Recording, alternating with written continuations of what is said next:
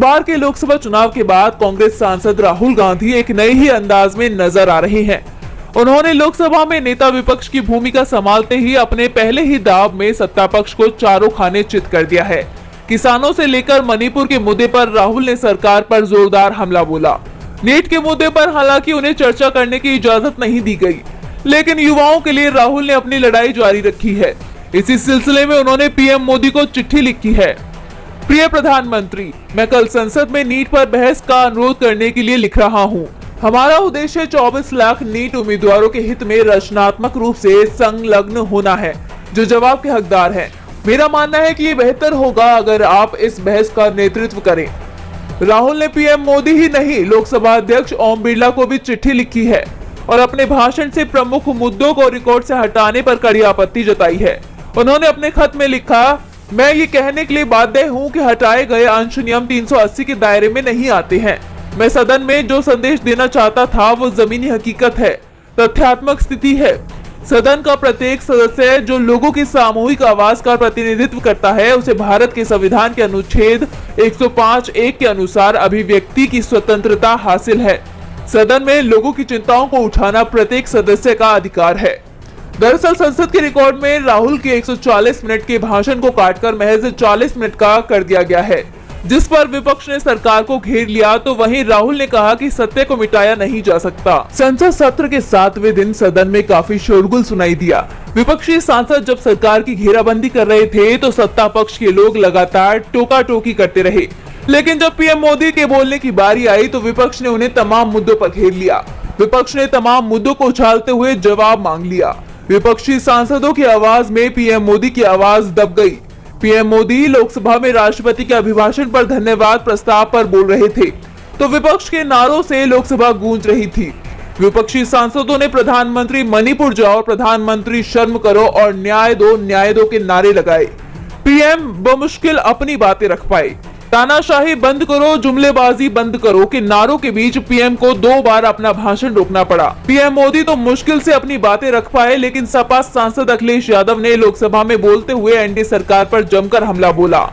अखिलेश ने कहा कि अग्निवीर योजना लागू करके देश की सुरक्षा के साथ समझौता किया गया है। सरकार ने आरक्षण के साथ खिलवाड़ किया है।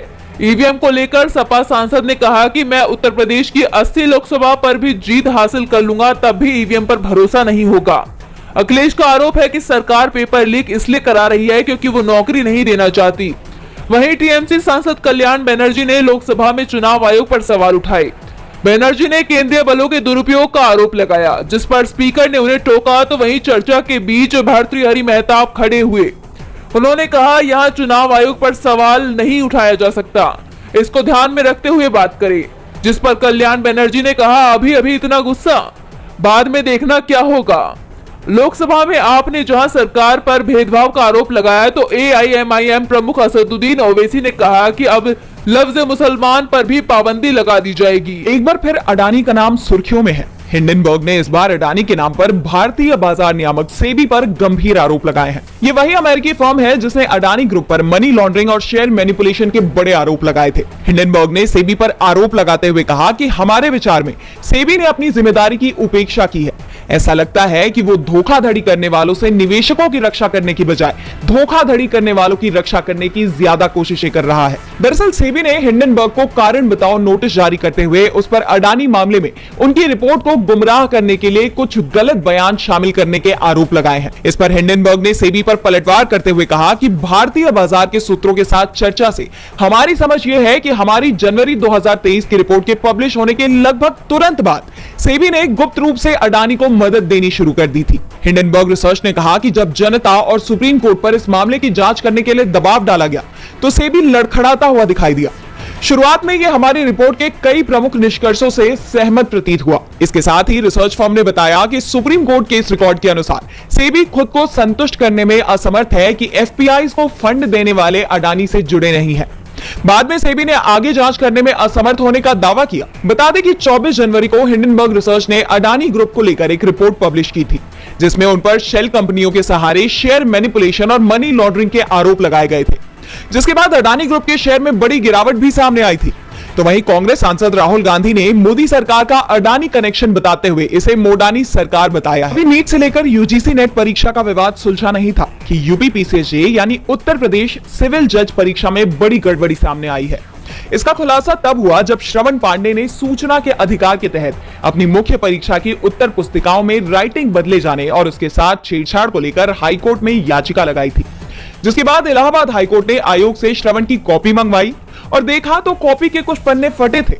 आरोप सत्यापित होने पर न्यायालय ने आयोग को ऑर्डर दिया कि सभी अभ्यर्थियों जो मुख्य परीक्षा में बैठे थे उनको बुलाकर उनकी कॉपी दिखाई जाए और आयोग जांच समिति बैठाकर इसकी जांच करे। इसके बाद आयोग ने सभी 18,042 कॉपियों की जांच फिर से कराने का फैसला लिया। यूपीपीसीएस के सचिव अशोक कुमार ने कोर्ट में मान लिया कि परीक्षा में गड़बड़ी हुई है। इसे लेकर 5 अधिकारियों और कर्मचारियों को निलंबित कर दिया गया है। उन्होंने कहा कि 50 परीक्षार्थियों के परिणाम में हेराफेरी की गई है।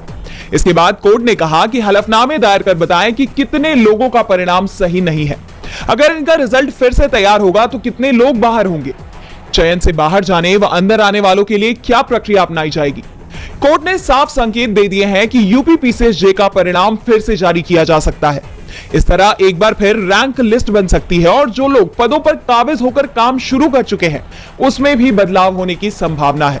साफ है कि एक बार फिर बीजेपी की सरकार परीक्षा में गड़बड़ी के आरोपों में घिर गई है। एनडीए सरकार देश की कानून व्यवस्था में बड़ा बदलाव लेकर आई है। 1 जुलाई से अंग्रेजों के शासनकाल में बनाए गए कानून की जगह संसद में पारित 3 नए आपराधिक कानून लागू कर दिए गए हैं। हालांकि विपक्ष ने शुरुआत से ही इन कानूनों का विरोध किया है, इसके बावजूद ये कानून लागू किए गए, लेकिन अब इसे लेकर विवाद और बढ़ गए हैं। दिल्ली में नए कानून के तहत दर्ज पहली एफआईआर ही विवादों में घिर गई है। मामले में सियासी बखेड़ा होने पर उसे रद्द करना पड़ा। दरअसल ये एफआईआर दिल्ली के कमला मार्केट थाने में दर्ज की गई थी, जिसमें एक रेहड़ी वाले पर सार्वजनिक रास्ते को बाधित करने की धारा लगाई गई थी। इसे लेकर कांग्रेस ने एनडीए सरकार पर हमला बोला है। कांग्रेस महासचिव जयराम रमेश ने ट्वीट किया कि पहली एफआईआर दैनिक आजीविका कमाने वाले व्यक्ति पर की गई है, इससे बुरा क्या हो सकता है। बता दें कि पुराने कानून के तहत ऐसे मामलों में धारा 283 लागू होती थी, जो जमानती धारा है और इसमें 200 रुपए जुर्माने का प्रावधान है, जबकि नए कानून के तहत धारा 285 में 5,000 रुपए के जुर्माने का प्रावधान है। रेहड़ी वाले पर एफआईआर को लेकर विवाद बढ़ता देख एफआईआर दर्ज होने के 12 घंटे बाद ही इसे रद्द करने की प्रक्रिया शुरू कर दी गई।